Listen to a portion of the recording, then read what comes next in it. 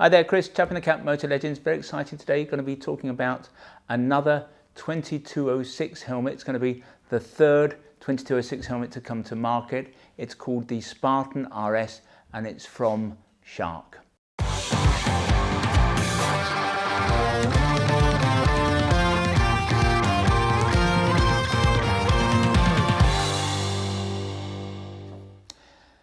At the beginning of this year being 2020-01, a new helmet test standard came into force. That test standard is known as 2206. Before that, there was 2205. That's been around for some 30 years. This new test marks a significant step up in the standard. It's well overdue, but what it's going to do is usher in a new generation of safer, more protective helmets. Helmets perform a number of roles, but arguably one of the most important roles is absorbing energy in an impact, because what happens if we come off the bike, we hit a car, we hit a tree, we hit the pavement, that delivers force into the helmet. That then sends the brain flying across the skull from one side to the other and back again. And it's when it hits the other side of the skull and bounces back, that causes bruising, and that bruising can lead to brain damage. So it's really important that a helmet absorbs the energy in an impact. And the new 2206 standard demands a much higher level of energy absorption. The helmet is dropped. In fact, technically, the standard's the same, but it's dropped from a much higher speed or from a higher height and at a greater speed than was the case with 2205. There's also a test for low speed impacts, because some helmets have super hard shells that absorb no energy at all. And if you're wearing one of those helmets, you fall on the floor, even at walking speed, you can do yourself a lot of damage. So the new test tests not only for higher speed impacts, but also for lower speed impacts. Importantly, the test now involves tests for angled impacts, what we call glancing blows, because there's a body of evidence that has accumulated over the years that suggests that if you get an angled impact as it twists the head, that causes the brain to rip within the skull, and that can cause just as much damage as a direct impact. In fact, there are lots of different tests within 2206, everything to do with the amount of light that can come into the visor, the strength of the visor. They now test helmets with the comm systems in place and so on. Bottom line, new helmets, 2206 helmets, are going to be safer. Eventually, it's what you're going to want. Right now, and we are recording this in September 2021, there are two 2206 helmets on the market. There's the Arai Quantic and there's the Shui NXR2. And it should perhaps be of no surprise to anyone that these two stalwarts of the helmet industry, these two market leaders, were first out of the blocks, as it were. There's a rumour that there's going to be a new flip lid from one of the major manufacturers by the end of the year. But today we're going to be talking about a new 2206 helmet from Shark, and that's called the Spartan RS. And again, it is due, we are told, by the end of the year. It should be the first drop-down or first helmet, 2206 helmet with a drop-down sun visor. Now, if we look at helmets, they sit on a continuum, full-face helmets, touring at one end, sporting at the other. As you move more towards the sporting end, helmets have a lesser propensity to have a drop-down sun visor, because sports helmets, race helmets don't have drop-down sun visors. It's all about lightness and so on. So neither the Shark nor the Arai have a drop-down sun visor. The Shark will, so this is going to be the first helmet with, as I've said, a drop-down sun visor. So one can deduce that this helmet sits a little bit more towards the touring end of that spectrum. So let's talk a little bit more about the Spartan RS. It sits within Shark's Spartan family. In that family, there's the Spartan, there's the Spartan Carbon, there's the Spartan GT, and that is this helmet. The RS is actually totally new. Visually, it looks quite similar to the Spartan GT, but for example, it's got a completely new shell.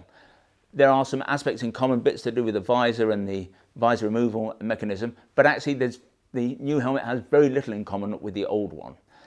The outer shell is made from a combination of fiberglass and Kevlar. In other words, it's a composite construction, and what we're going to find is that lots of manufacturers are going to have to develop totally new shells for their helmets, because the old shells just did not absorb enough energy. So as I've said, the new helmet, composite, fiberglass and Kevlar, has nothing in common with the old Spartan helmet. Anyway, let's talk in a little bit more detail about the RS.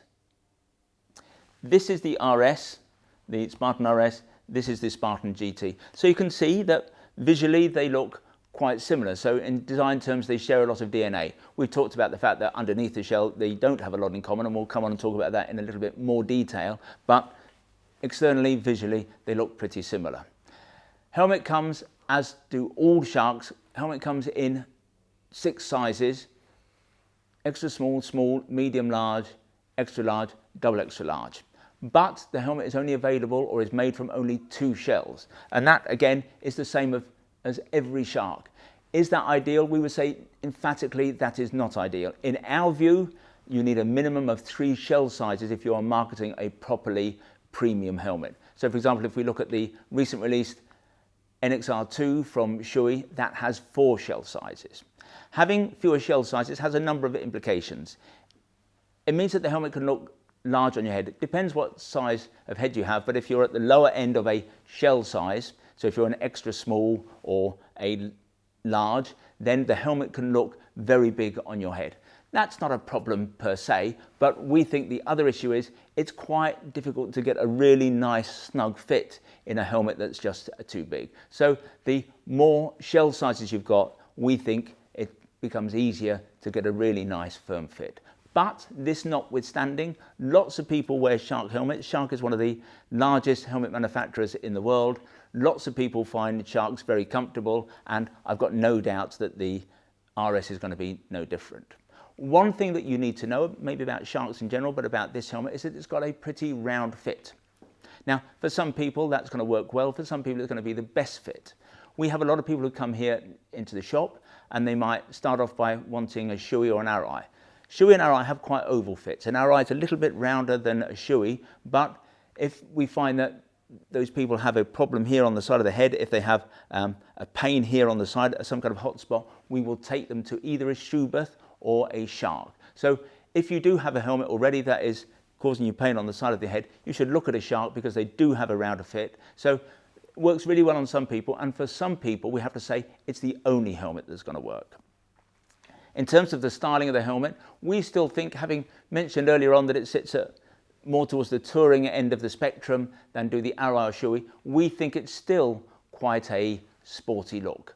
Shark have told us that they believe that this is a retro looking helmet, and to tell the truth, we don't think so. Not unless your interpretation of retro is something like 1999. When we're talking retro, we're talking about something like the Glamster, the Rapide, the Bullet, and they have totally round, smooth shells. The RS doesn't. But we still think this is a helmet that's going to look good on a wide array of bikes. So I think you could ride with this helmet on a sports bike, you could ride on a sports tourer, an adventure bike, any kind of sit-up. You could easily ride it on a bike like an R9T, which is the bike that I ride. But is it truly retro? No, I don't think so. Let's now drill down a little bit deeper into some of the features and details of the RS.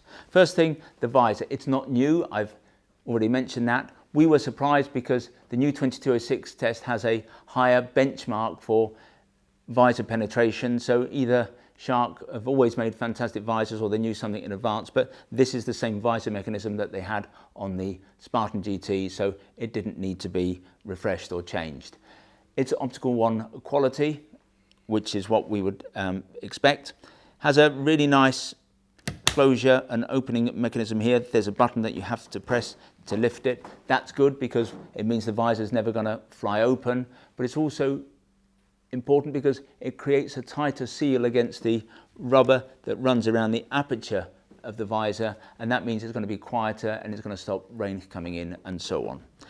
The detente on this helmet is particularly good. In fact, I think it's very good on most Sharks, and I think Shark do detentes better than anyone else. And the detente is the mechanism that it's a ratchet mechanism that keeps the visor in place. So in a number of premium helmets, very expensive helmets, you might get 3 or 4 positions, and sometimes those positions are not ideal. But on a Shark, you've got an almost infinite level of adjustability. So you can hold it there, you can hold it there, you can hold it there. Works really well if you want a crack position, because at times we just want a little bit of air coming into the helmet, so you can put it there. The wind is not going to close that. It's just a really good mechanism. For the first time ever, we've seen a detente used on a sun visor, and it's really neat, works out really well. And if you listen closely, you'll hear it as I move this button. And what that means is that, again, you can hold the sun visor in exactly the position you want. Never seen this before on a helmet anywhere. What's nice about Shark's helmets is that the sun visor tends always to come down pretty low. So that will come down right to the breath guard here. That will give you complete coverage of the face. You could indeed, if you wanted on a hot day, if you wanted a bit of air in, you could take the external visor off and just ride like that. So the sun visor is excellent. In terms of the visor, they've got a very neat quick release mechanism here. I won't do it here because even though I can do it when no one's looking, when the camera's on, I always make a mess of it. But it's really simple. You just flick this knob down and you can pull it out, clean it, do whatever you want, put a new visor in, a new pin lock, and put it back. On the subject of pin locks, historically, Shark has supplied their helmets with pin lock 70s, and they've changed this recently, and I'm glad they did, because if you want to market a premium quality helmet, supplying a pin lock 70 to save, what, 20, 30, 40, 50 cents just seemed like a kind of meanness. It just was not right. If you want to sell a helmet at this kind of price point, you've got to supply a pin lock 120. Shark now do that across their range, and this helmet indeed, as we would expect, comes with a 120.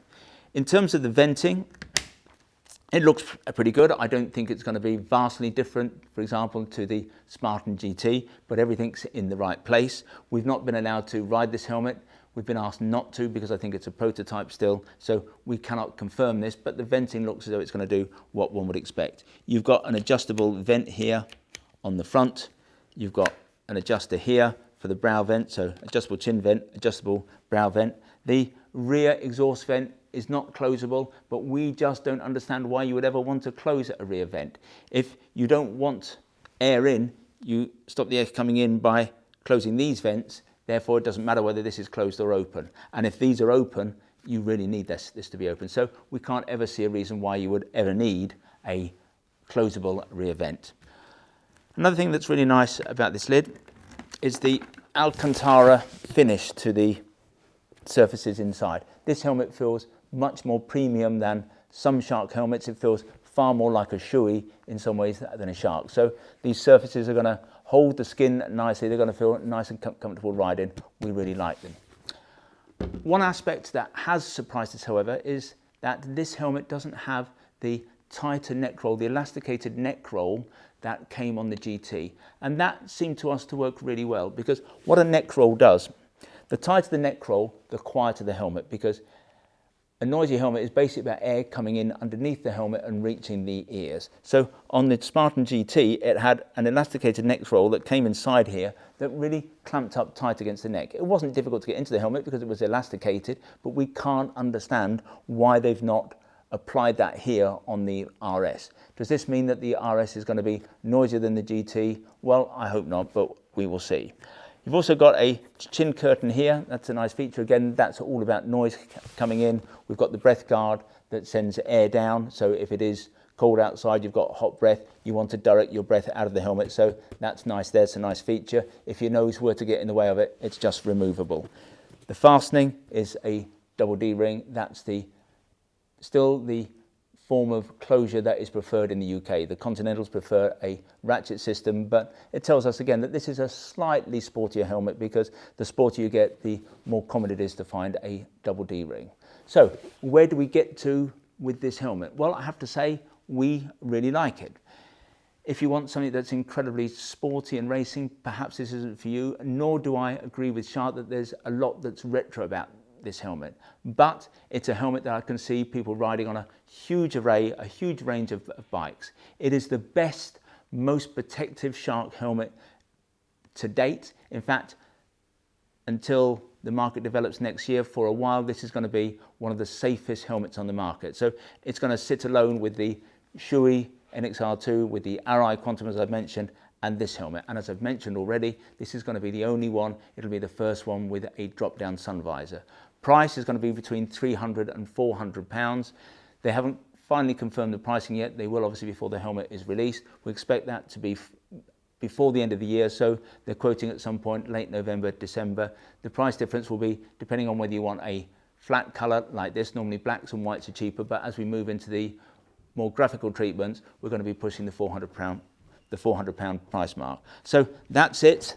That's the Shark RS. We think it's the nicest Shark that we've had the pleasure of offering, and we're excited to get out and ride in it. It's going to be a super safe helmet. It's going to be the one you want. If you'd like to see more 2206 helmets, if you'd like to see more Shark helmets, if you'd like to just see more helmets, then visit the website motolegends.com. But to learn more about the Spartan RS, if you click on one of the links on the screen, sometimes they're up there, sometimes they're down there, that will take you directly to the relevant page on the website.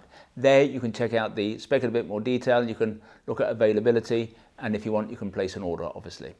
When you buy from us, we try to make the process simple, straightforward and risk-free as we possibly can. There's no delivery charge on any item of protected wear that you buy from us. Returns are totally free, and once more we give you a full 12 months in which to decide whether you do want to return something to us. We have the best price promise in the business. Now, John Lewis is rightly famed for its never knowingly undersold price promise. We go one stage better. If you can find anyone selling anything that we sell at a price that is lower than ours, we will beat that competitor's price by a full 10%. There are a few terms and conditions associated with what we call our price beat, but if you do want to price beat us, then I suggest you visit the website and check out what those terms and conditions are. There's nothing particularly onerous. If in the future you'd like to receive emails from us, our bulletins about new products and product launches, then if you go to the website, there's a piece of script on every page that says newsletter sign up. Click on there, within seconds you'll be in business. If, however, you prefer to get your information videographically, that is to say in this form, we would be simply delighted if you want to become a subscriber to our YouTube channel, and you can do that by clicking on the button below. Now, this year is 2021. Last year, 2020, we gave away to one of our YouTube followers, YouTube subscribers rather, a Mutt 125cc machine that we had customized a little to look like a Steve McQueen desert sled. This year, 2021, we've gone up market a little bit. We're giving away a 250cc Fantic Caballero Scrambler, but we're not giving it away to someone who is subscribed to our YouTube channel. This year, we're giving it to somebody who follows us on Facebook. We're going to be giving away the bike just before Christmas, but if you want to stand a chance of winning this lovely little machine, go over to Facebook, obviously, and follow us. Finally, I'd like to make a play for our little shop here in Guildford. We're based about a mile from the centre of town, a mile from the railway station. And as I've suggested, the shop is small. It's got a small footprint, but it's attached to our warehouse where we have more than £2 million worth of stock arranged over 3 floors. That makes this technically the second largest motorcycle apparel shop in the country. But we think we are far more than just the amount of merchandise we have here in the building. We're all about service, we're all about personal fitting. If you want to check us out, visit Trustpilot. We have the highest 5-star ranking in the business. When you come and see us, we'll serve you only the finest Italian illy coffee, or we'll serve you proper Yorkshire tea in a proper teapot. And who knows, if you're lucky, you might even get to sample one of our delicious motorcycle-shaped shortbread biscuits. Anyway, this has been Chris. I hope to talk to you again soon.